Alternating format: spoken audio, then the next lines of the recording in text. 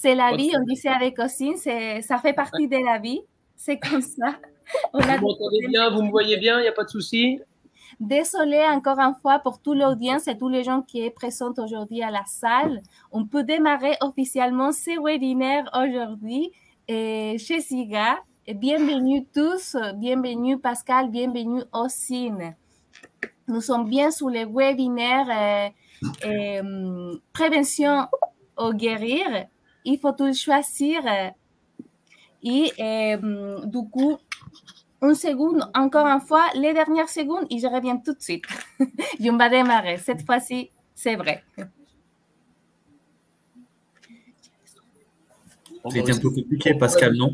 On va discuter. Oui, on peut causer, on peut. C'est nous qu'on va faire le live. C'est nous qu'on va faire le live. Ça m'a rassuré parce que j'étais pas le seul à avoir un problème technique. Ouais, il y avait j'arrivais pas à me connecter. Du coup, tu as dû créer une adresse mail. Je te tutoie. Ouais. Heureusement qu'on en a 2, 3, 4. Ouais. C'est compliqué. Donc, en attendant, je vous rappelle à les gens que s'il y avait des problèmes techniques aussi, les gens chez elles, pour assister à cette conférence, n'hésite pas à signaler en commentaire. Il y aura Georgia, Solène et Stéphane de SIGA qui répondront à vos questions. Aussi, petit rappel,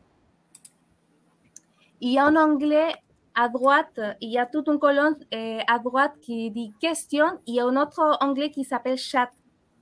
Donc, pour les chats, tous les soucis techniques, n'hésitez pas à mettre sur les chats. Il y a l'équipe SIGA qui va résoudre tous les problèmes. Et si vous avez des questions pendant la conférence, n'hésitez pas à mettre ces questions sur l'onglet questions. Vous pouvez aussi voter en fonction de la priorité, en fonction des envies de la question. OK? Donc, on va démarrer. Aujourd'hui, le thème à la table aujourd'hui, c'est les professionnels de santé.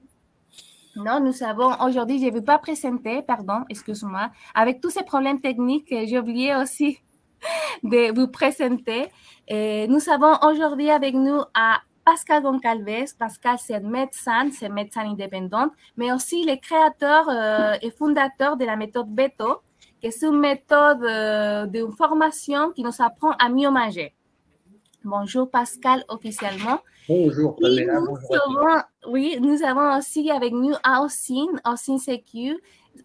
Ossine, c'est diététicien nutritionniste. Lui, il est fondateur de l'association Holistic Care. C'est bien ça, Ossine? C'est ça, oui, mon association est... Et l'association Holistic Care, il nous donne aussi des informations, il prend la sensibilisation aussi des consommateurs sur des sujets de nutrition, alimentation et aussi environnement. C'est bien ça, non? Oui, c'est juste que c'est Complexus Care, c'est devenu... Ah, pardon, excuse-moi, c'était vrai. Parce que l'holisme en France, ils n'aiment pas trop l'holisme en France. Hein. Ah oui, c'est ça. Ça fait un peu peur. Donc, pour démarrer un peu, il rentrait un peu sur les sujets de la prévention. Et aujourd'hui, ici en France, on se rend compte qu'on devient de plus en plus malade. On est en mauvais état nutritionnel, soit pour excès, on est plutôt plus obèse, en surpoids, mais aussi avec des carences nutritionnelles. On même a fait parfois les deux ensemble. On peut être tout à fait obèse et avec des carences nutritionnelles pour une mauvaise alimentation. Les taux de maladies chroniques sont accrus et chaque fois sont plus et plus alarmants. Et on se rend compte qu'on est une population de plus en plus malade aujourd'hui, à niveau d'état santé, à niveau des maladies chroniques, surtout obésité. Et on dit souvent, on parle toujours de l'alimentation comme un moyen de prévention de l'alimentation, comme un moyen dans lequel on peut se soigner aussi parmi l'alimentation. Mais il y a toujours un problème qu'il y a quelque chose qui bloque. On pourrait dire que vraiment, toutes les préventions qu'on a, toutes les sensibilisations, tous les programmes qui se sont mis en place à niveau public ou au niveau privé, il y a quelque chose qui bloque parce qu'on n'arrive pas En fait, qu'est-ce qui bloque? Qu'est-ce qui, pour vous, sont les choses qui bloquent, qui n'arrivent pas vraiment à être en bonne santé et avoir une alimentation au cœur de sa bonne santé et finalement être plutôt malade qu'en bonne santé? Et je voudrais bien vraiment vous donner la parole. Je ne sais pas qui de vous deux voudrait commencer à en parler. Qu'est-ce que vous en pensez? Qu'est-ce qui nous bloque? Je te laisse, Pascal. Eh ben, avec plaisir. Bah, pour moi, il y a. Alors, on est deux hein, dans cette histoire. Il y a à la fois le côté le professionnel de santé. En l'occurrence, moi, je vais vous parler du côté médecin.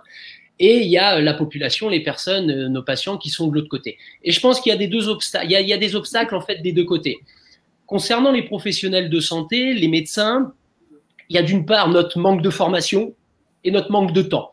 Quand j'entends par manque de formation, on est principalement formé à une approche curative de la médecine pendant toutes nos études, pendant les près de 10 ans où on étudie, même si c'est en train de changer un petit peu parce que progressivement on essaie de donner un petit peu plus de place à la prévention, on est globalement formé à faire du curatif. Et on n'est pas forcément aidé par nos patients parce que moi, je m'amuse toujours en début de consultation. Très souvent, je leur pose la question « Comment ça va ?»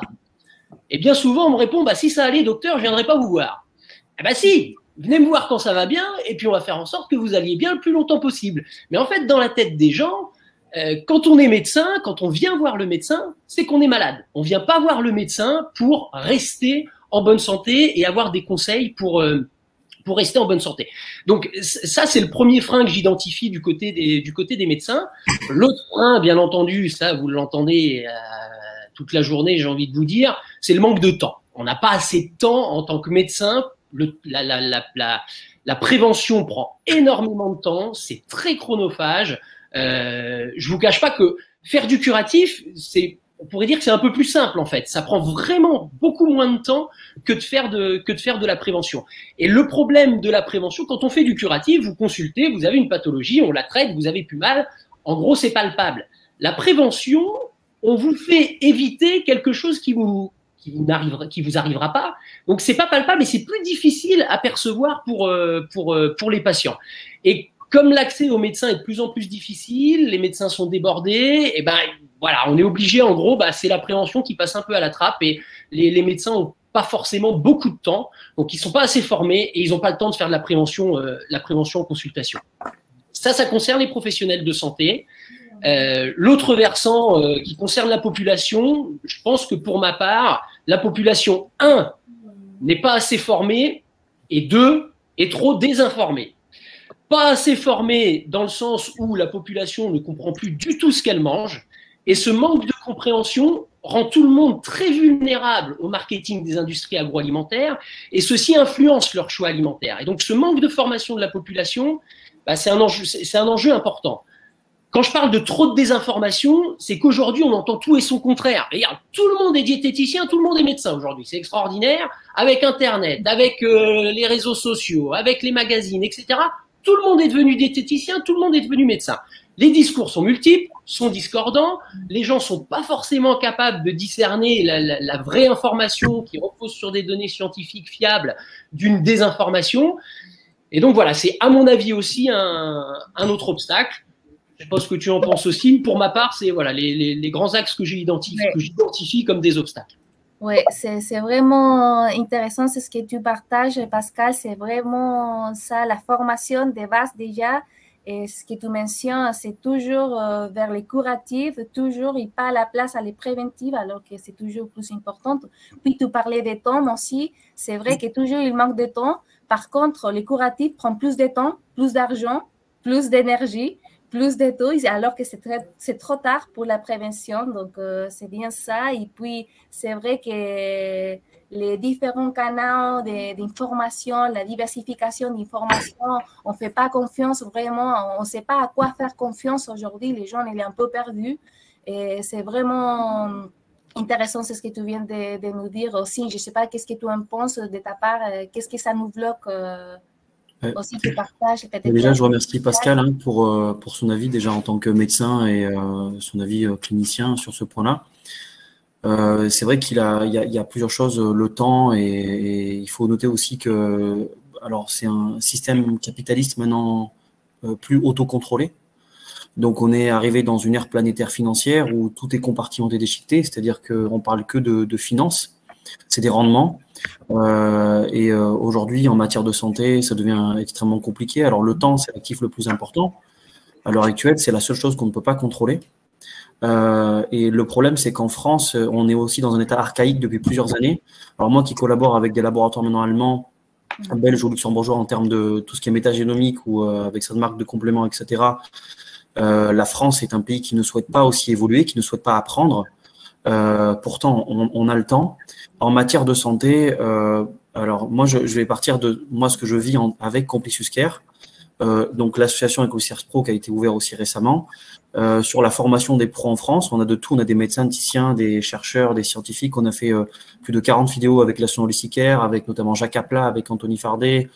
Anthony Fardet fait de la philosophie dans la science. Donc déjà, dans le premier temps, c'est le manque de pensée. Il n'y a plus de philosophie dans la science. Il y a plus de contexte, en fait. C'est du code binaire. C'est soit blanc, soit noir.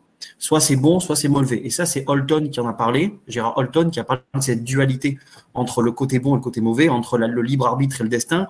C'est cette dualité, en fait. Il faut accepter cette dualité, ces deux choses qui permettent d'avancer dans la vie. Et aujourd'hui, le système capitaliste financier ne veut pas ce contexte, il veut du code binaire. Donc ça empêche aussi, quand vous allez en formation chez le médecin, à la fin, ils ont un questionnaire. Ils n'ont pas trouvé des solutions. Ils ont un questionnaire à choisir. Ils sont dans des cases. Ils sont dans des cases à la sortie des médecins. Et on le voit chez les diététiciens, chez les chercheurs, on le voit chez les ostéopathes, chez les kinés. Les ostéopathes connaissent une crise aussi au niveau financier parce que même les kinés, parce que leur prix est très réduit. Et comme l'a dit Pascal, il n'y a aussi pas de temps pour se former. Parce qu'en fait, le problème lorsqu'on voit la vision globale que nous, on recherche, SIGA, c'est l'approche recherche aussi avec la vision beaucoup plus holistique, donc beaucoup plus globale, cette approche qui est dans l'univers. D'ailleurs, l'OMS a recommandé donc notamment plusieurs choses avec la vision beaucoup plus collective, responsabilisante et holistique. C'est-à-dire que dans un contexte, on est dans une communauté comme l'écosystème, comme était l'univers. Et je pense qu'aujourd'hui, à l'heure actuelle, comme le dit Pascal aussi, il y a trop de curatifs. Le curatif paye instantanément. L'holisme, ça met du temps. Ça met un peu plus de temps, ça demande de la dépense financière, de la santé, du temps, du combat. Moi, je pense que le chaos qu'aujourd'hui qu'on mène en matière de santé. Alors, Pascal, je ne sais pas si tu as vu maintenant, il y a les nouvelles machines où tu n'as même plus besoin de voir un médecin. C'est une machine que tu mets dans le travail. Alors, il y avait Doctolib. Donc, Doctolib, je suis pas contre ou pour, peu importe. Moi, je pense à l'humain. Notre but, c'est l'humain avec Complexus Care. Donc, chacun fait ce qu'il veut. Notre but, c'est de mettre l'humain et je me base toujours sur les travaux de la méthode, d'Edgar Morin, qu'il faut lire et lire et lire. On pourrait dire que on a d'autres philosophes maintenant en France qui sortent comme Anthony Fardet. Anthony Fardet peut être considéré comme un philosophe. Attention. Déjà dans l'approche, c'est que là on voit des machines par exemple qui vous mettez donc l'oxymètre, le rythme cardiaque, il n'y a même plus besoin de médecin puisque les recommandations sortent automatiquement de l'HAS. Donc il n'y a même plus besoin d'avoir un humain. Et là, ça devient problématique. Donc, on a Doctolib qui a pris avec Care, etc., en visio. Donc, maintenant, quand vous avez de l'acné au niveau du bras, ben, vous levez en visio et on vous dit ce que vous avez. Alors, je ne sais pas comment ils font. Et ensuite, maintenant, on a les machines qui arrivent. Donc, Complexus Care a été contacté par cette entreprise et du coup, nous, on n'a pas accepté. Et il n'y a plus d'humain, en fait. Et donc, je pense qu'il faut remettre dans son centre un petit peu ça et ensuite mettre l'humain chez les cliniciens, chez les chercheurs, chez les… On manque réellement tu vois, si je prends Pascal, les médecins avant, c'est des membres de famille, c'était de la famille, c'est des membres de la famille. C'est des gens qu'on avait qui connaissaient mieux que notre propre mère ou notre propre père, notre physiologie, notre biochimie, ce qui n'est plus le cas aujourd'hui. Oui, exactement. C'est intéressant ce que tu dis aussi. On est très éloigné aujourd'hui des côtés humains, mais aussi ça fait un peu la manque de connexion vers les gens, mais aussi vers soi-même. Je considère aussi que ça manque de connexion vers soi-même, ça nous fait ne pas nous reconnaître, pas savoir qu'est-ce qui nous arrive, qu'est-ce qui nous manque, en fait, pour arriver aussi à nous faire la prévention nous-mêmes.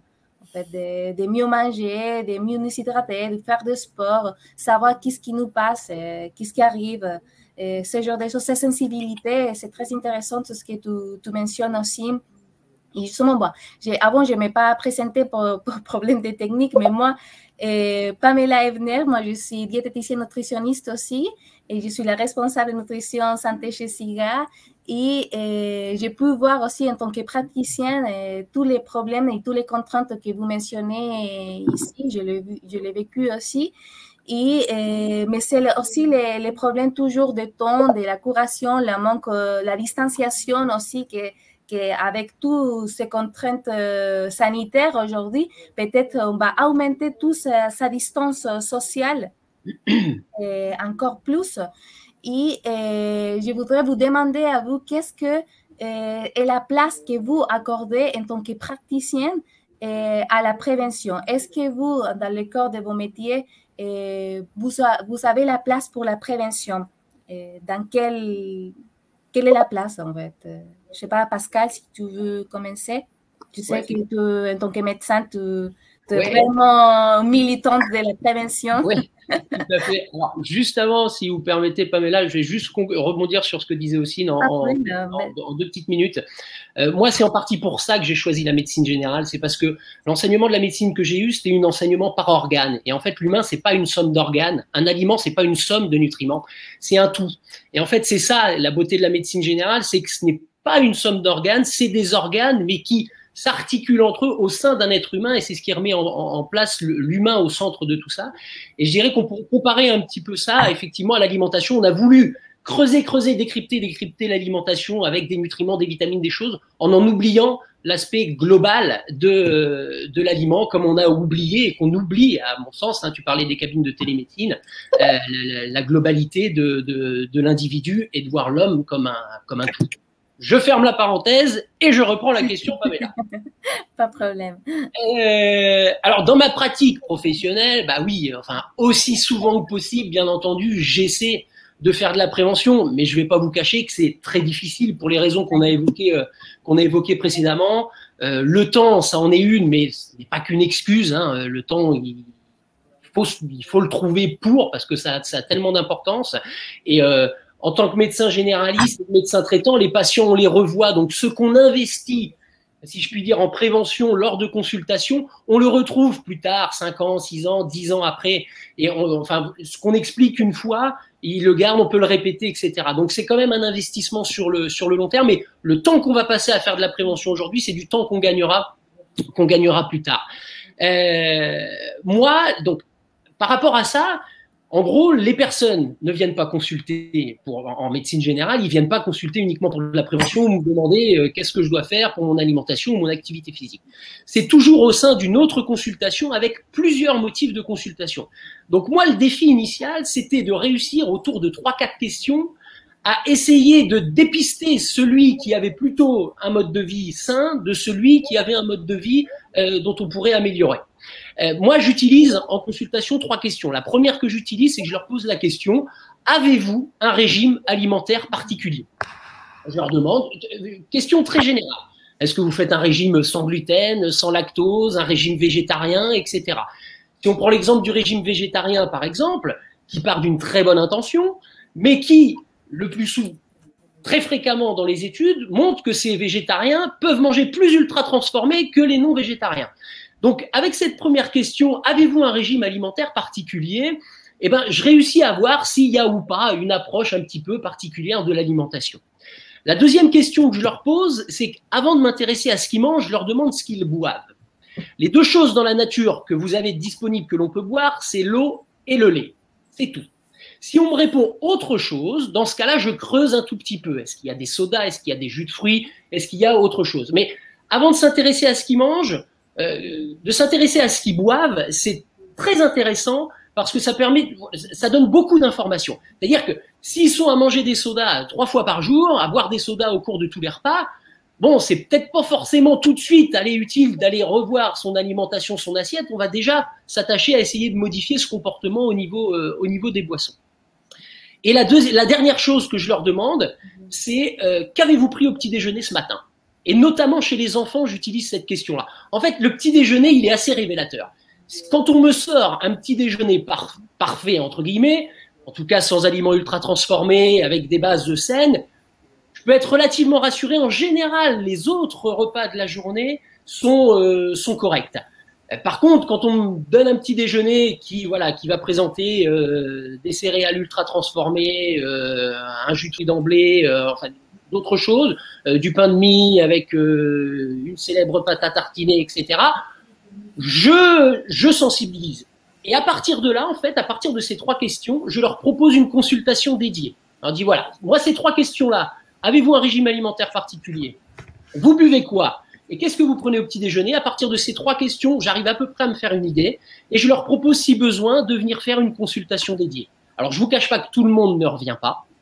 Et le dernier point sur lequel je voudrais insister, c'est que ces questions-là, elles ne sont pas valables uniquement pour la personne qui est en surpoids. Elles sont valables pour tous, et notamment tous les gamins. C'est pas parce qu'on n'est pas en surpoids qu'on mange correctement et qu'on protège sa santé. Parfait, merci Pascal, c'est bien, on a bien pris note de tes questions, c'est révélateur tes questions. C'est intéressant comment parmi certaines questions, on arrive à avoir des informations qui nous révèlent un peu l'information importante pour la on est obligé, entre guillemets, d'avoir ces astuces parce que, ça prend trop de temps. Dans les motifs de consultation en médecine générale, c'est au moins 2 motifs de consultation à chaque fois. Et c'est bien souvent 3, voire 4. Donc, si on n'a pas ces petites astuces pour essayer d'aller chercher et de proposer une consultation dédiée, on les perd, quoi. Oui, exactement. Merci pour avoir partagé tes astuces. Alors, aussi, on te donne la parole. Quelle est la place pour toi pour la prévention? Merci encore Pascal, si tous les médecins étaient comme toi. Avec plaisir. Alors en matière de prévention, moi je pense qu'il y a 2 points.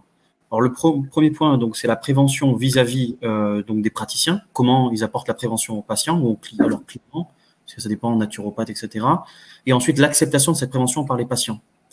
Lorsque vous regardez par exemple l'errance médicale, l'inertie clinique développée par Gérard Reich, donc il y a l'inertie clinique créée par le pro et la non-observance du patient.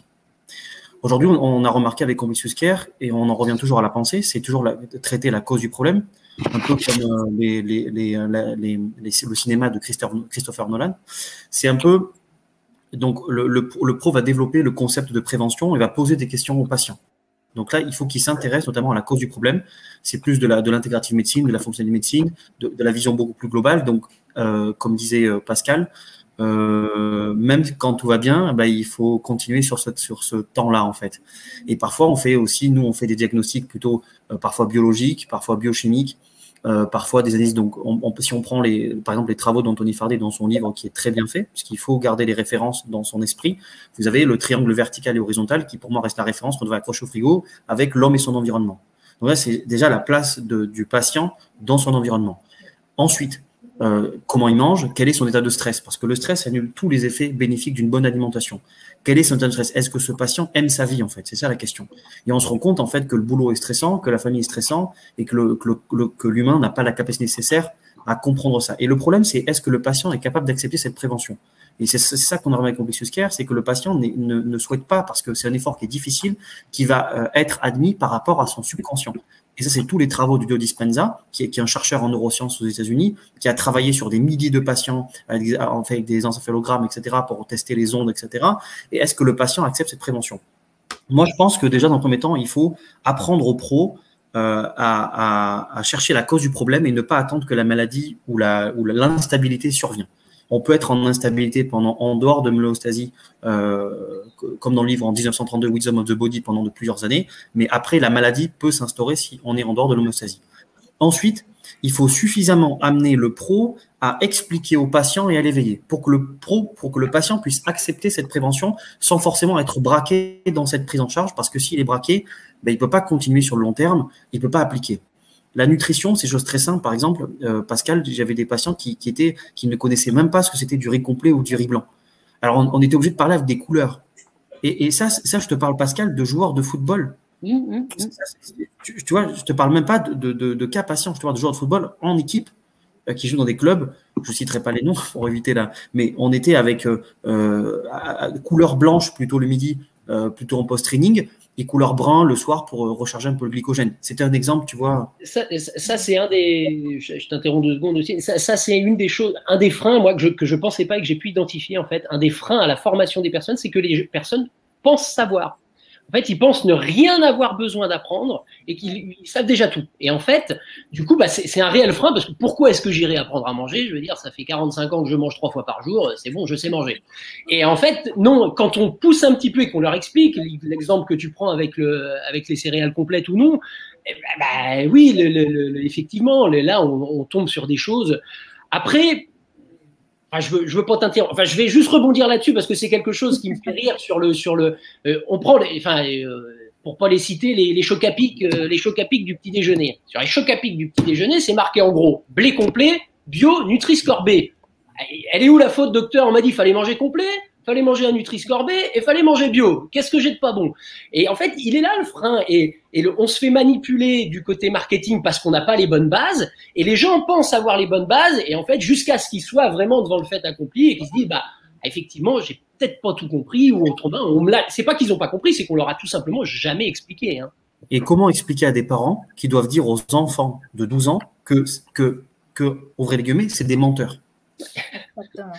C'est ça le problème en fait. Ouais. On arrive où la vision tellement compartimentée de ces choses-là, et c'est là où des gens comme Siga ou d'autres personnes qui essaient de repousser un petit peu tout ça, ou comme toi Pascal, comment il faut être le praticien doit être aussi un professeur avec son patient et l'amener avec ce que disait Gérard Reich, avec l'amour de la prise en charge. Sauf qu'aujourd'hui les praticiens n'aiment pas leur prise en charge, ils n'aiment pas travailler. Ils n'aiment plus travailler. Et les patients ne veulent pas comprendre, en fait. Ils veulent plus pour eux, c'est la vie, il faut vivre. Et c'est difficile d'expliquer aux gens que maintenant, il faudrait une étiquette, il faudrait une notice de médicaments, parce que on peut plus faire confiance, en fait. Et c'est compliqué, parce qu'on doit vivre aussi. Si on se met en tant que patient ou client, on ne doit pas regarder, aller en hypermarché et se dire, bon, effectivement, il a mis 8 marqueurs ou 10 marqueurs de transformation.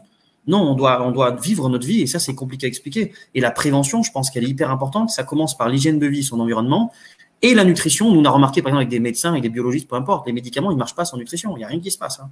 Vous prenez des hormones thyroïdiennes, vous jeûnez, il n'y a aucune activation des hormones thyroïdiennes tissulaires, c'est le travail du docteur Khosra au niveau tissulaire avec la RT3, etc. Vous avez un médicament qui agit, donc un antidépresseur, pour la sérotonine, il faut recapturer la sérotonine. A-t-on de la sérotonine? Est-ce qu'on mange suffisamment de protéines dans l'alimentation? Est-ce qu'on a des végétaux? Est-ce qu'on a des fruits, etc. Peu transformés. Donc, c'est compliqué aux gens de dire que, par exemple, le Nutella, enfin, j'ai dit le Nutella, ou le chocolat à pic, ou peu importe, c'est pas un aliment. C'est une conception. Einstein, sur ce point-là, disait que l'imagination est plus importante que la connaissance parce que la connaissance est limitée. Donc, ce qui veut dire que le marketing, ils ont imaginé bien plus que la connaissance, en fait. Des choses que même au niveau nous gustatif, c'est dépendant. On crée des hormones telles que la dopamine, telles que la sérotonine, telles que de la vasopressine sur un temps donné, parce qu'on mange du Nutella, parce qu'on mange du chocolat, ça nous fait du bien. Mais c'est une drogue, en fait. C'est limite devenu une drogue. C'est ça qui est problématique. Et on a beaucoup de gens. Alors, comment vous faites en consultation? Comment on fait, Pascal, c'est la question. Comment tu fais en consultation? Nous, c'est compliqué parce que nous, on a un groupe de pros, donc ça va. Mais comment tu es en consultation avec un patient qui a des TCA, qui ne sait rien sur l'alimentation, qui n'a jamais compris ça? Comment tu abordes cette question-là et comment tu l'amènes au patient? Est-ce que tu as un squelette sur une longue durée? Est-ce que tu appelles avec des collaborateurs? Comment ça se passe? Bah alors, imagine pour toi, c'est que les gens viennent pour parler d'alimentation, donc en consultation. Alors, imagine pour moi où les gens viennent pas parler d'alimentation et que c'est moi qui. Donc c'est encore plus complexe et encore plus difficile à essayer de les sensibiliser parce qu'ils, je le répète, ils viennent pas pour ça. Et ce qui est très difficile, il faut sortir des recommandations toutes faites. C'est-à-dire ce que j'expliquais tout à l'heure, de s'intéresser d'abord à ce que les gens boivent avant ce qu'ils mangent. Aujourd'hui, on vous donne des recommandations et on vous dit faut faire ça. Sauf que c'est pas ça. Il faut faire un petit peu mieux que ce que je faisais hier. Et après, je referai un petit peu mieux. Il faut y aller étape par étape. Et c'est en ça où, en fait, moi, l'idée de la méthode Beto, c'est d'amener la même formation à tout le monde. Que les gens comprennent ce qu'ils mangent. L'idée des diététiciens derrière moi, c'est que les diététiciens sont là pour personnaliser cette approche. C'est-à-dire, comme tu le disais très bien tout à l'heure, il n'y a pas que ce qu'on mange. Si au niveau psychologique, ça ne va pas, on aura beau s'obnubiler à vous dire vous mangez trop ou vous mangez mal ou ça. Non, tant qu'on ne prend pas l'individu, l'être humain dans sa globalité, on ne pourra pas modifier les comportements. Et c'est en ça que j'apprécie aussi la démarche de Siga qui reprend cette approche globale.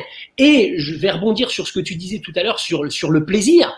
Mais il faut sortir. On nous a mis en tête qu'on ne se faisait plaisir qu'avec des aliments ultra transformés. Mais bordel, enfin, on est quand même, excusez-moi, on est quand même au pays de la gastronomie, on a quand même des chefs, on sait faire à manger. On peut se faire plaisir avec de la bonne bouffe. Faut arrêter de dire ultra transformé plaisir. Non, c'est pas voilà, ultra transformé, ça va être occasionnel parce qu'on entre guillemets, on n'a plus le choix, il est partout et c'est très difficile de s'en défaire. Mais cette notion de plaisir, je trouve que c'est toujours très délicat et ça me gêne toujours d'associer le côté plaisir à aliments ultra transformés. En consultation, j'ai pas de baguette magique, j'essaie d'y aller pas à pas et de voir. Et c'est pas avec des conseils que je modifie les comportements, c'est bien plus profond. Et puis il y a cette ambivalence toujours qui est dans le changement de comportement, qui fait qu'ils vont vouloir faire quelque chose, mais ils vont pas vouloir faire autre chose. Et enfin, c'est très difficile, il faut y aller à tâtons, et c'est surtout un travail de longue haleine. Moi, j'ai l'avantage en tant que médecin généraliste de revoir mes patients régulièrement, et j'insiste sur la déclaration de médecin traitant parce que, tiens, on va rebondir. Vous avez un médecin traitant? Non, je suis jamais malade. Enfin, c'est ça la réponse qu'on me donne, mais c'est pas le but du médecin traitant. Le but du médecin traitant, c'est d'être là pour vous connaître, pour vous suivre, pour faire de la prévention, etc. Pas que quand vous êtes malade. Donc c'est vraiment un ensemble et il y a à la fois la mentalité, si je puis dire, des professionnels de santé, hein, parce que attention, hein, on a notre part de responsabilité clairement. Hein. Là-dedans, il faut y aller, il faut faire plus de prévention. Mais il y a aussi le côté patient où, effectivement, il y a quelque chose que nous on va dire en consultation, mais s'ils lisent dans Femme Actuelle que finalement il y a un super aliment qui leur permet de brûler des graisses, eh ben moi je passe après. Donc voilà, c'est ça qui est très difficile. C'est tous ces discours multiples. C'est difficile d'assembler tous les discours, chacun sa part, la partie des praticiens, mais aussi la partie des gens qu'il doit aussi avoir une responsabilité. Et c'est aussi fait partie d'un peu de la prévention. Qui a la responsabilité? On donne la responsabilité vraiment à les gens. Sans les culpabiliser. C'est très, très difficile. Sans les culpabiliser. Et ça, c'est pas facile. Exactement. Ou on donne la responsabilité à les entités publiques qui nous dit et qui fait des directions. Alors, quelle est la meilleure stratégie? On va en parler là bientôt. Quelle est la meilleure stratégie? Quelles sont les actions à mener pour mieux mener en prévention? Quels sont les axes à prendre pour avoir une réussite à niveau de prévention? Mais je voudrais aussi rappeler à toute l'audience que vous pouvez poser des questions. Si vous avez des questions à poser à Ossine ou à Pascal, c'est le moment. Vous pouvez. N'hésitez pas, on est chaud. Sur l'onglet questions et poser vos questions. Et il y aura un temps dédié à la fin pour répondre à vos questions. Donc, on continue cette chaleureuse conversation. C'était très enrichissant. Donc, on parlait justement de quels sont les axes, quels sont selon vous les éléments clés pour mener bien la prévention. On a aujourd'hui certaines stratégies à niveau public et on a des programmes nationaux de prévention, mais on avait parlé aussi que peut-être ne marche pas trop. On ne sait pas qu'est-ce qui bloque en tout cas. On a parlé aussi des éléments bloquants. Et pour vous, si vous direz des éléments clés, pour vous, si on doit rêver aujourd'hui, on va se dire, voilà, c'est ça, c'est ce qu'il faut faire, c'est ça, c'est ce que ça va marcher, on va rêver, on va aller sur la utopie et dire, voilà, ça c'est dans le monde idéal, c'est ce qu'il faut faire pour que ça marche bien la prévention, et en tout cas pour qu'ils soient tous en bonne santé. Quelles sont vos idées, quels sont vos tips à niveau stratégique pour bien mener la prévention? Aussi. Je laisse Pascal toujours. Oui, mais je me lance. Bon, pour ma part, alors d'une part, c'est notre approche qui est, alors faut pas jeter tout ce qui a été fait avant, hein, c'est important. Faut qu'on repense tout simplement notre alimentation dans sa globalité. Tu parlais d'approche holistique, Ossine. Effectivement, enfin, ça passe par là. Il faut repenser son alimentation parce que aujourd'hui, on a perdu cette globalité. Avec toutes les recommandations, je dis souvent aujourd'hui, il faut être ingénieur pour manger, il faut savoir lire un tableau nutritionnel, 50% de glucides, mais attention lesquels, 5 grammes de sel, mais attention, c'est limité, il faut les convertir en sodium, etc. C'est un casse-tête. La population a de quoi être perdue. On ne peut pas leur dire c'est de votre faute, vous savez pas faire. Les discours vont dans tous les sens et c'est très difficile de s'y retrouver. Mais donc vraiment reprendre, et c'est le travail de Siga, c'est le travail tu parlais d'Anthony Fardet tout à l'heure. C'est des personnes qui sont là pour essayer de changer ces mentalités. Maintenant, ça prend du temps de changer les mentalités. Hein. On dit qu'il faut globalement, c'est 2 générations. Donc, si on change pas nos gamins d'aujourd'hui, ça va être compliqué. Et surtout, voilà, reprendre cette globalité. Et puis, il faut se détendre avec la bouffe. Faut se détendre. L'acte de manger, c'est simple. Il faut arrêter de vouloir tout complexifier, peser des aliments. Attention, tu vas être en carence de vitamines, machin, etc. Non, faut se détendre avec l'alimentation. Il faut reprendre du plaisir à manger des aliments sains. Ça, c'est la première chose. La deuxième chose, et ça me tient à cœur vraiment, comme tout le reste d'ailleurs, mais ça un petit peu plus. On ne peut pas changer des comportements uniquement avec des recommandations. Il y a besoin d'un vrai apprentissage de l'alimentation et ça doit se passer où? Ça doit se passer à l'école. Il faut un programme d'éducation à l'alimentation de la maternelle au lycée. Apprendre à manger, ça doit être aussi important qu'apprendre à lire, écrire ou compter. C'est quand même quelque chose qu'on fait tous les jours et personne à un moment ne prend le temps de nous enseigner, de nous expliquer comment ça va. Et surtout, au-delà de la santé, parce que pour sensibiliser des jeunes, j'utilise pas l'argument santé, mais j'utilise l'argument planète. Parce que si on veut modifier, c'est pas son modification de comportement et cet apprentissage à une alimentation saine, c'est pas que pour la santé, c'est pour la planète, c'est pour l'économie, c'est pour notre agriculture.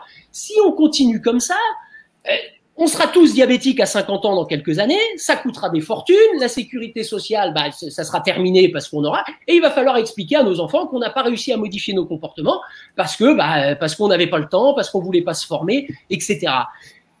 Et les agriculteurs, parce que moi je suis en Normandie, et dans ma patientèle, j'exerce en milieu rural et j'en vois beaucoup d'agriculteurs. J'ai envie de vous dire, faut être motivé pour être agriculteur, je peux vous dire qu'ils aiment leur métier.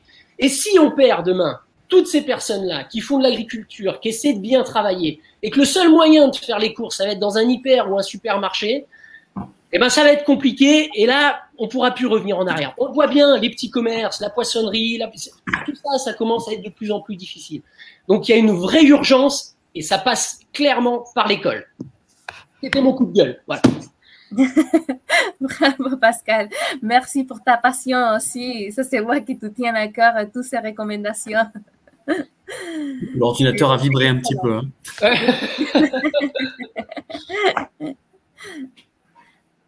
Alors, Signe. Moi, je reviens sur l'école. Ouais. C'est très, très important. En fait, le problème, c'est que j'allais faire une petite publication. J'en ai parlé que l'école apprend tout sur rien. En fait, on n'apprend rien sur l'humain, on n'apprend rien on n'apprend rien à l'école lorsqu'on se querelle avec son voisin, comment on fait avec ses frères et sœurs. On n'apprend rien sur qu'est-ce que manger réellement. On n'apprend rien sur tout ça. Et comme je dis, l'école sort des théoriciens et non pas des gens adaptés dans une vie commune. Elle prend votre projet, elle l'annule et elle vous met dans une case. En gros, c'est ça l'école aujourd'hui à l'heure actuelle. Et c'est pour cette raison que les milliardaires comme Elon Musk, etc., ont créé leur propre école pour leurs enfants, parce qu'ils disaient, par exemple, pour apprendre ce que c'est un tournevis, en fait, on les met en situation avec une clou et un tournevis, on leur dit voilà comment ça se passe. Et donc, on part de la méthode de réalité pour aller dans la méthode théorie et pas l'inverse. Et donc, aujourd'hui, à l'école, on n'apprend rien sur l'alimentation. Là, je prends par exemple les cours de diète. On vous dit de monter une mayonnaise sans batteur. Quelle est l'utilité d'apprendre aujourd'hui à monter une mayonnaise sans batteur? Il n'y a aucun intérêt, en fait. Il y a aucun intérêt. Non, mais il n'y a aucun intérêt. Vous regardez les écoles privées à Marseille, les écoles publiques, c'est une catastrophe. Ils sont borgnes, ils sont ignares, ils sont aveugles dans leur… Moi, je les cite, moi, la Catnel, etc., Marie Curie. C'est des écoles publiques où vous apprenez rien du tout. Vous n'apprenez rien. Vous avez des écoles un peu plus ouvertes comme les bachelors à l'EDNH, etc., où ils apprennent plus de choses, ils sont plus ouverts, ils développent leur curiosité. À l'école, maintenant, les enfants, c'est extrêmement compliqué. Il y avait Robert Kiyosaki qui disait, mais comment fait-on pour apprendre à gagner de l'argent? Et le professeur, quand il était gamin, lui disait, mais non, on n'apprend pas à faire ça à l'école. Mais en fait, on n'apprend rien sur la fiscalité, on n'apprend rien sur l'humain, on apprend à être des employés, des théoriciens, et on nous apprend que le système aujourd'hui moderne rétuniste nous donne en fait la documentation pour apprendre. Et c'est eux ce qu'ils veulent nous faire apprendre. Et je pense qu'il manque aussi de la nutrition, il manque beaucoup de ça. Est-ce que les professeurs, nous, avec Complexus Care, on avait fait des interventions en école, mais ça manquait aussi de temps, ça manquait de moyens. Et je pense que ça va être les praticiens qui doivent éveiller, peut-être avec les professeurs, et les professeurs s'allier. C'est ce qu'on essaye de faire chez Complexus Care, notamment ce groupe. Ça marche très, très bien. Donc, on a pour ce point-là, on a donc un site pro, notamment pour les praticiens, qui sort prochainement, avec tous les patients, tous les pros qui pourront partager de ces patients. Il y aura un forum pro, un forum patient, c'est-à-dire même les groupes Facebook. On annulera les groupes Facebook qui sont sans les lois RGPD. Il y aura vraiment du contexte avec la nutrition, etc. Alors effectivement, quand on parlait, je me battais tout à l'heure sur Instagram parce que je disais effectivement, mais je comprends pas les pros santé ou les influenceurs qui recommandent des AUT. Ils disent, c'est pas possible de mettre du Nutella H24. Moi, je fais plaisir, on mange du Nutella et ils vantaient que le Nutella H24. Je dis, il y a un problème quelque part. Et en fait, le problème, c'est qu'on est tellement peu dans cette vision éthique que dès qu'on dit quelque chose, on a l'impression qu'on est, on est dans le mauvais, en fait. Alors qu'on détient une partie de la vérité, enfin, une partie de la vérité de la certitude. Mais c'est extrêmement compliqué de changer le mouvement lorsqu'il y a beaucoup de gens qui sont réunis et qui ne comprennent pas parce que c'est vraiment une pensée. Donc, je pense au début, ça commencera par la pensée. Complexus Care se bat pour la pensée. On ne pourra pas réformer la nutrition, on ne pourra pas réformer, je le répète encore une fois, parce que c'est mon combat et c'est le mien de tout Complexus, on ne pourra pas réformer la nutrition ni la santé sans réformer les pensées. C'est impossible. C'est impossible, ça ne marchera jamais. Ça peut pas, et ça n'a jamais marché, ça ne marchera jamais, parce qu'on s'occupe d'un détail. La nutrition, c'est vraiment un détail dans tout son hygiène et environnement. Vous avez besoin du médecin, du praticien, du mécanicien, vous avez besoin de la famille. L'errance médicale est créée par la famille, par les employeurs, il y a plein de choses. Et donc, ça s'apprend, comme le dit Pascal, dès le plus jeune âge. Mais on n'apprend rien sur l'humain à l'école, de toute façon. Donc, de toute façon, lorsqu'on sort, on n'est pas adapté. C'est ce que disait l'evidence-based medicine. C'est ce que, regarde les études d'autologie scientifique aujourd'hui, l'evidence-based medicine est insuffisante dans une pensée complexe. Elle ne peut pas s'adapter. C'est tous les travaux de Gérard Reich qui expliquent, qui dit qu'on arrive avec un cookbook tout préparé, on arrive chez le patient devant la réalité, on ne sait plus rien faire. Combien de personnes scientifiques ont des problèmes de TCA? Combien ils développent des problèmes de TCA? Combien de problèmes de personnes développent des problèmes digestifs? Et effectivement, il faut se lâcher et il faut comprendre qu'il faut faire la différence entre aliments transformés, aliments transformés, peu transformés. Ça, c'est encore, c'est ce que fait SIGA d'ailleurs pour ça. Et je pense qu'il faut plus d'acteurs comme ça, comme Pascal, comme toi, Solène, SIGA, comme Anthony Fardet. Il en faut plus. Est-ce qu'il faudrait faire des sortes de comités en interne? Moi, je pense qu'il faut relier les connaissances parce que là, les savoirs sont dispersés, ils ne servent à rien. Il faut relier les connaissances. C'est ce qu'on fait avec Complexus Care, on relie les connaissances. Et je peux vous garantir que dans toutes les formations qu'on va sortir, il y aura toujours le point philosophique. Et avec l'Université de Montpellier, donc c'est en train de se complexifier avec les collègues, avec Armorin, avec Philippe Guelani, on est en train de complexifier. Donc à chaque fois qu'on avance dans la science, à chaque fois qu'on avance dans la philosophie, il faut remarquer la science et la philosophie parce qu'aujourd'hui, en matière de prévention, il n'y a rien.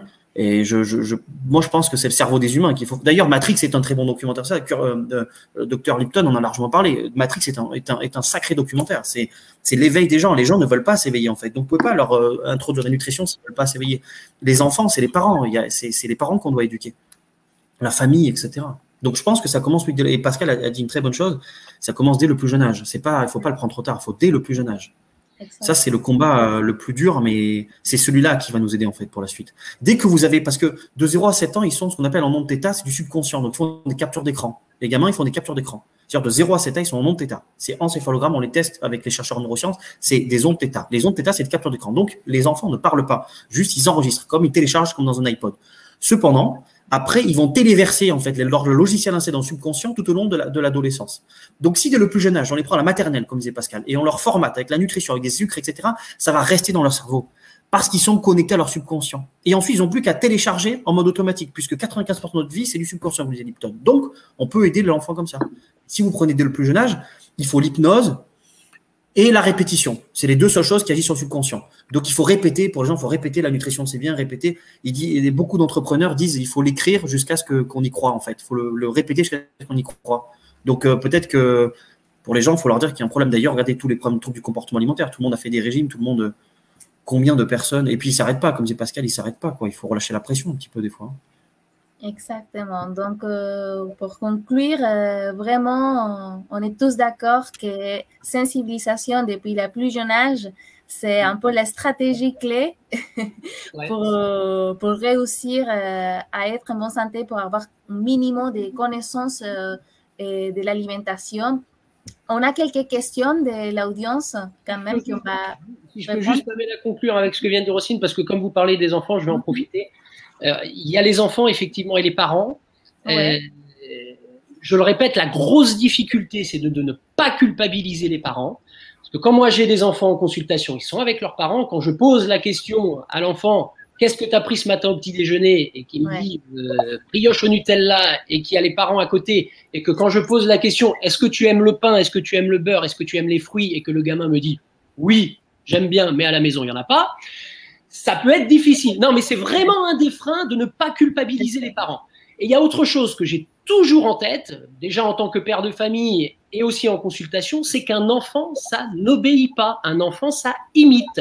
Et si à la maison, vous avez tous une assiette différente, si à la maison, vous mangez en regardant la télévision, ça peut pas marcher. Donc, il y a l'école, oui, mais il y a aussi un ensemble, voilà, de reprendre, d'amener une vraie information dès le plus jeune âge, et ça peut pas se faire sans la formation également des parents. Mais voilà, il faut former tout le monde. En fait, c'est une éducation. En fait, c'est refaire l'éducation. C'est apprendre, tu sais, j'en parlais, c'est très intéressant ce que tu dis, c'est vraiment reprendre l'éducation des parents. C'est comme tu dis, tu mets du pain le matin, les enfants mangent du pain juste pour goûter, en fait. Ils vont manger, c'est vrai. Et il ne faut pas culpabiliser, c'est très intéressant parce que c'est très important aussi, parce que il y a tellement, tu sais, on en pourra en reparler, mais tu sais, quand tu es adapté dans un monde où on te dit jamais rien, que tout va bien, c'est Dostoïevski qui disait qu'il fallait pas, à force de trop parler, on pouvait brusquer les gens qui ont cette ignorance-là, en fait. Donc, il faut leur amener de tels qui comprennent que ce qu'ils font, c'est déjà peut-être bien, ce qui semble bien, et l'amener d'une telle. Et ça, tu sais, c'est ce qui manque chez les praticiens. Il manque le côté humain, ce que je dis, le côté compréhension de ce que tu dis là. Parce que toi, tu te places par le patient, par la vision du patient. Moi, on conclut, on discute, hein, Pamela. Oui, pas de problème, c'est très intéressant. Moi, l'idée de la méthode Beto, quand je l'ai faite, j'ai proposé un outil 100% digital. Il n'y a pas d'humain là-dedans. Mais en fait, j'en avais ras-le-bol. J'entendais tout et n'importe quoi, et je voulais rompre les inégalités d'information à la nutrition. Et j'en avais marre que les gens lisaient quelque chose en méga, ah bah c'est ça qu'il faut faire et tout. Et j'avais enfin un outil à leur proposer en leur disant, voilà, là il y a tout, je vous ai mis les sources, vous allez enfin comprendre ce que vous mangez, vous n'avez juste qu'à le faire une seule fois, et après vous serez tranquille, vous aurez compris, vous pourrez y revenir. Et ça, c'est qu'une petite pièce. Je prétends pas pouvoir changer le monde, c'est qu'une petite. C'est-à-dire, mais tant que les gens ne comprennent pas ce qu'ils mangent, on ne peut pas leur donner des recommandations. On demande de manger du complet, ils n'ont pas les bases. Ils savent pas que du complet, c'est pas des céréales ou du petit déjeuner complète. C'est pas du pain de mie complet. C'est pas ça quand on parle de complet. Et tant qu'on n'a pas les bases, on pourra faire toutes les recommandations du monde qu'on veut, ça marchera pas. Et on le voit bien, ça ne marche pas. Exactement. Merci pour toutes ces discussions très animées et très passionnées. J'adore. Merci beaucoup. On a des questions de l'audience. On va faire une petite question par rapport à l'éton. Mais il y en a une question par rapport de Laure Ossey qui dit que les diététiciens ont des consultations longues adaptées pour accompagner au changement d'habitude. Ils pourraient être mieux considérés comme relais et complément des consultations des médecins. Les liens entre praticiens et fluidiers. Est-ce que les médecins et les diététiciens ils doivent travailler ensemble, main à main et en synergie? Oui. Qu'est-ce que vous en pensez? Oui. Oui et non. Parce qu'en fait, on ne peut pas envoyer tous nos patients vers la diététicienne. C'est-à-dire qu'on est en train de pallier un problème de base, qui est l'école, par quelque chose, puisque vous avez rien appris avant, maintenant, on va vous envoyer voir une diététicienne pour que vous appreniez à ce que vous mangez. Donc, et de toute façon, on ne pourra pas répondre, même en ayant je ne sais combien de diététiciens, on ne pourra pas répondre à la demande de tout le monde. Ça, c'est la première chose. La deuxième chose, c'est que là, on est bien entre nous, on essaye de se poser des questions, on veut avoir une approche holistique. Mais médecins comme diététiciens, il y en a encore beaucoup qui sont dans cette approche réductionniste. Et moi, d'envoyer voir un diététicien pour avoir une approche réductionniste et faire peser ses aliments et dire attention, faut compter, etc. Non. Donc oui, bien sûr, ça va de soi. On doit travailler main dans la main, mais on doit peut-être travailler main dans la main pour aller à l'école. Mais travailler main dans la main pour avoir une seule personne en face de soi, si, peut-être le représentant de la famille, une personne par famille qui va comprendre et qui va pouvoir au sein de la famille essayer de, voilà. Mais une personne, un professionnel de santé, en prévention, c'est très difficile. Et puis, ça, voilà, je ne sais pas ce que tu en penses aussi, mais c'est difficile. Moi, je pense que le problème, c'est que quand tu parles, Pascal, tu fais aussi de la psychologie. Donc, tu fais un peu le travail du médecin psychiatre. Tu fais aussi le travail d'un coach de vie. Donc, je pense qu'il faut déjà arrêter de compartimenter les pros dans une case. Un Léonard de Vinci n'était pas seulement un peintre, c'était un mathématicien. Je pense qu'il faut arrêter les philosophes des sciences. Edgar Morin n'était pas simplement philosophe, n'était pas un sociologue. Il connaît les lois de la thermodynamique mieux que n'importe qui. Il connaît la création, ses livres ont été relus par des grands physiciens et des grands mathématiciens. Donc, je pense que déjà, effectivement, il y a un problème de compartimentalisation. C'est trop compartimenté les métiers. Et c'est le réductionnisme moderne, disjonction et unidimension et réductionnisme. Donc, c'est ça qui cause l'hypersimplification et l'hyperréductionnisme. Donc, il faut trouver des gens qui connaissent, qui ont de la connaissance. Et les pros n'ont pas assez de connaissances. Ils n'y connaissent rien. Nous, on les forme nos Convexus Care Pro, on les voit, on a des plus grands professeurs, on travaille avec, professeur Castronovo, machin, etc. Les gens n'ont pas de connaissances. Ils ne savent même pas prendre en charge correctement un patient, avant même de calculer des calories. Ça, c'est le premier point. Le deuxième point, effectivement, je suis d'accord avec Pascal, il est très, très complexe et très difficile d'envoyer vers un pro qui reste toujours avec c'est son sucre à 16 heures, ses calories, c'est 1500 calories, c'est 1500. On les a vus en hôpital. Moi, je me suis battu avec l'hôpital européen parce que je me suis embrouillé parce qu'ils avaient leurs calories déjà prêtes à 1200, 1500 et 1600. Et donc, selon le poids, ils donnaient ça. Et donc, peu importe la situation. Et on voit que ça marche pas comme ça, en fait. Donc, je pense qu'il y a vraiment une formation des pros qui doit être faite. Et nous, on le fait avec Complexus Care. Moi, je pense que travailler seul, c'est impossible. C'est impossible. Parce que déjà, de toute façon, le patient doit aimer son praticien. Donc, il a une... Après, ça, on va très loin. C'est comme Einstein et Nikola Tesla, en effet, d'ondes et de champs électromagnétiques, donc d'apprécier son praticien. Donc, déjà, dans un premier temps. Donc, peut-être qu'il ne va pas avoir Pascal, il va avoir aussi, il va avoir une Solène. Parce qu'il la kiffe, en fait. Donc, c'est autre chose. C'est au-delà de ça. Il faut aussi que l'esprit soit connecté. C'est comme la Wi-Fi, comme disait Robert Kiyosaki ou Bob Proctor. Et donc, il faut que ça soit comme une Wi-Fi. Et second temps, il faut former les gens. Et le problème de l'holisme, c'est que cette formation va demander du temps. Et puis, moi, je pense qu'il faut, comme je dis, relier la philosophie et la science, mais vous ne pouvez pas prendre un physicien, il n'a pas pesé s'il a appris toute sa vie à peser des aliments. Et un médecin, c'est pareil. Un médecin, il ne peut pas aller. Un médecin, maintenant, je pense que, et Pascal, tu me corrigeras, moi, je pense que les médecins et tous les praticiens des psy sont en voie de disparition. Moi, j'ai ma collègue Sophie qui ne fait plus de prise en charge psy. Elle ne fait plus de prise en charge psy. Elle n'en peut plus. Pourquoi? Parce que c'est compliqué. Ils arrivent avec des antidépresseurs, il y a un contexte clinique qui est compliqué, il ne fait plus de psy. J'ai un autre psychiatre avec qui je travaille qui ne fait plus de psy, il fait que de la micronute et il essaye de faire un peu parler de sa vie. Donc les psys, va trouver un psy ouvert, c'est extrêmement compliqué. Deuxième point, les diététiciens, c'est la catastrophe. C'est leur formation, il y a du sauf, peut-être ceux de l'EDNH, qui sont ouverts grâce à peut-être un directeur qui essaie de faire un peu des choses. Deuxième point, les chercheurs. Ils cherchent. On avait une directrice de labo, pendant 20 ans, elle fait la même chose, les mêmes protocoles. On en parlait avec Gilles Berger, qui est chercheur à Harvard. Il me dit, elle s'est jamais remis en question. On ne sait même pas comment elle a atterri directrice de labo. Ils se remettent pas, il n'y a pas de remise en question, il n'y a pas de doute et d'incertitude. Donc ça, c'est encore de la pensée. Et comme je le répète, on peut pas éduquer les diététiciens s'il n'y a pas de réforme, s'ils ne comprennent pas ce qu'ils font.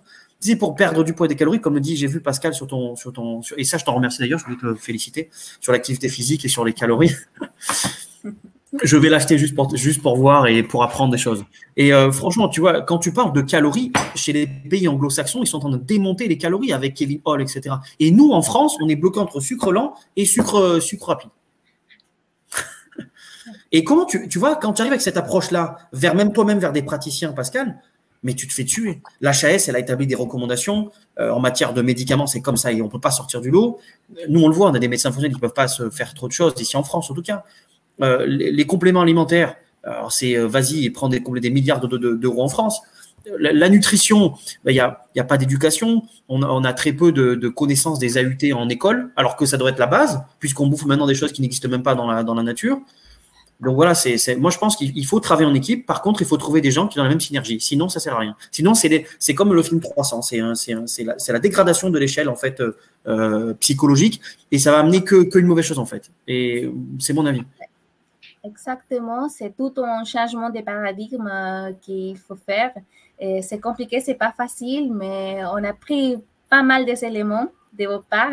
Vous nous avez donné pas mal de tips, de conseils et de réflexions à faire vraiment pour bien mener la prévention au cœur de notre métier, de notre prise en charge.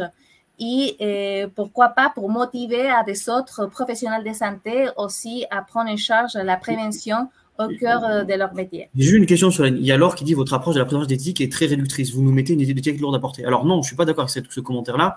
C'est pas parce que là, voilà, là, c'est quelqu'un qui se sent coupable. Donc ça veut dire coupable de se dire ah mais pétard, qu'est-ce que j'ai fait toute ma vie, c'est réductrice. C'est pas réductrice en fait. L'évolution, comme disait Edgar Morin, c'est la création de quelque chose et la destruction de quelque chose. Donc on apprend par rapport à ces choses-là.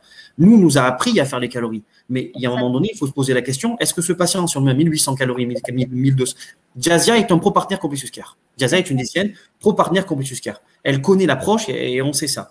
Si on prend un patient à 1200 calories, on met à 1200 calories, il mange rien du tout.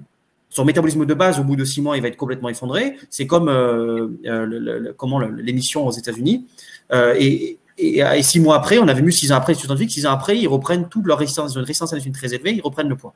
Et à un moment donné, il faut que les diététiciens se remettent en question. Alors moi, je ne suis pas apprécié des diététiciens, moi je suis apprécié de toute façon de tous les pros. Alors si je rencontrais avec les médecins, bon, quand je vais sur Facebook, moi je leur dis la vérité, ils n'aiment pas trop, ils préfèrent rester dans leur case. Alors ils insultent le naturopathe, le psy insulte le médecin généraliste, l'endocrinologue c'est le médecin généraliste, le médecin insulte le diététicien, et on se retrouve avec une guerre d'ego pour rien. On n'est pas là pour une guerre d'ego en fait, on est là pour apprendre. Et alors c'est sûr que lorsqu'on remet en question, ça fait ressortir des choses. Mais je pense que le diététicien a un rôle considérable aussi en nutrition parce qu'il est là pour vulgariser, pour apprécier, pour aimer. Chose-là que le médecin peut-être n'a pas le temps. Le médecin peut se considérer peut-être sur la prise en charge. Ça doit être aussi c'est pareil. Le médecin doit faire de la diététique. Le médecin doit être diététicien aussi. C'est très. Moi, je voudrais bien qu'un médecin ait ces plusieurs casquettes. Après, il faut qu'il coordonne, il faut qu'il transmet. C'est aussi un professeur, c'est un transmetteur de l'information. Donc voilà. Moi, je pense pas qu'il faut coupable. Mais moi, on a beaucoup de diététiciens, on a beaucoup de pros, de médecins qui nous contactent. Et on a des gens qui travaillent dans le laboratoire ou pas. Je pense qu'il ne faut pas rester coupable. Donc, ce n'est pas une étiquette lourde, non du tout, en fait. C'est juste que les formations sont réductrices.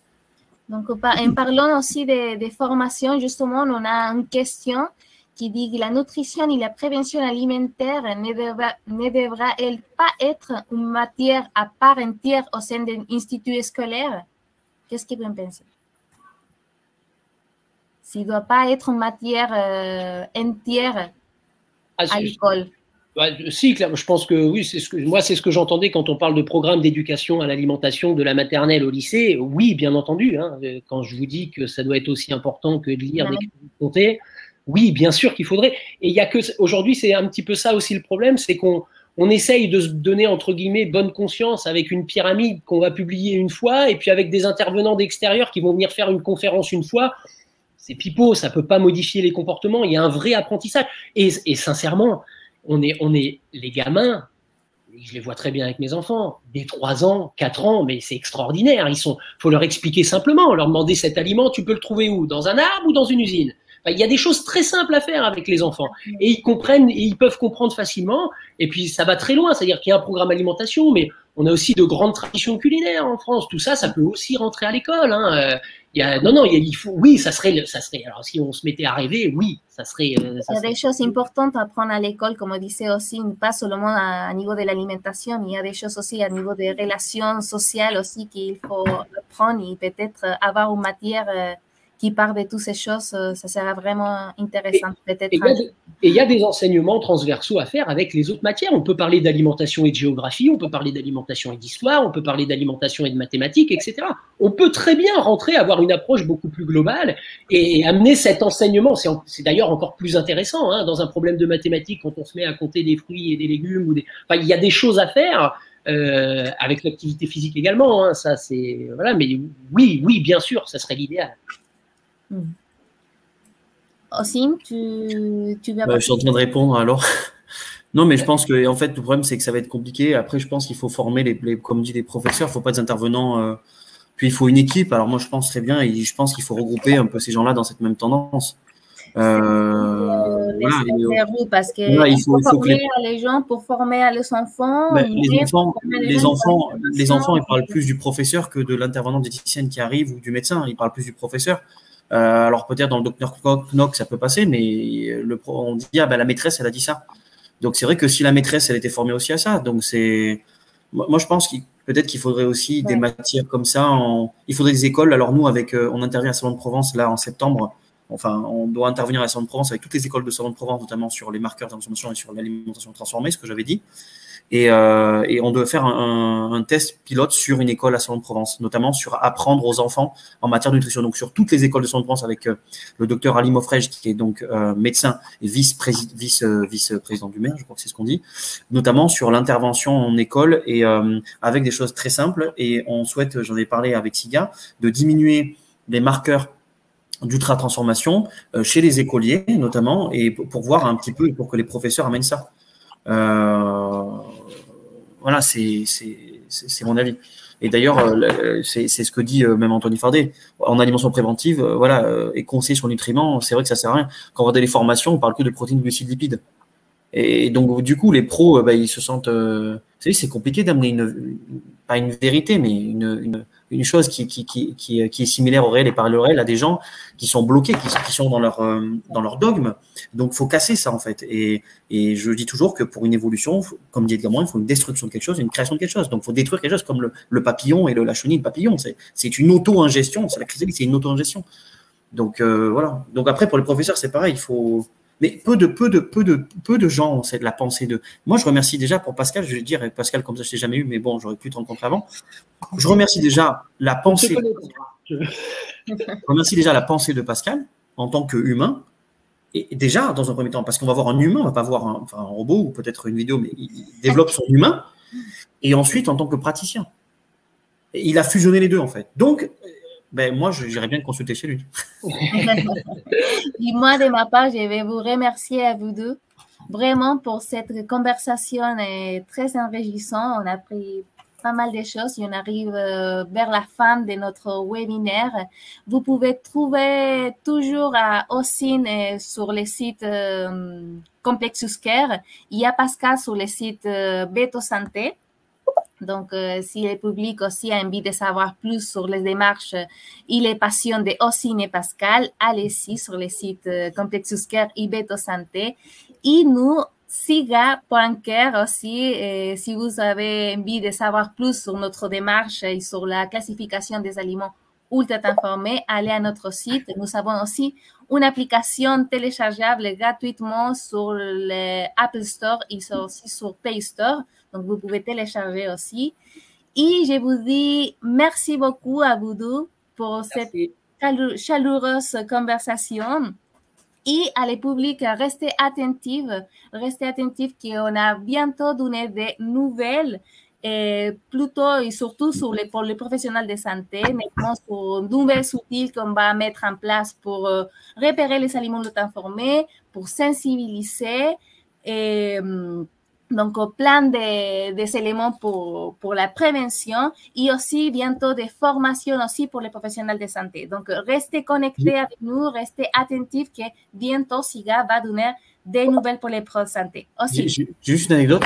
Quand j'ai parlé de SIGA, en disant que c'était validé par la science et que le degré de transformation primait sur le rétonisme et sur les nutriments, etc., par des pros de santé, par des médecins éthiciens, j'ai été limite insulté.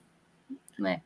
Insulté en disant non, le degré de transformation, c'est pas ancré dans la roche. Mais je leur disais, mais si le degré de transformation est bon, alors forcément le reste sera bon. Mais en fait, même ça, ils ne le comprennent pas. Même je vous parle en tant que… Moi, j'ai vu la réaction quand j'ai parlé du degré de transformation de SIGA, etc. Même ça, ils ne le comprennent pas.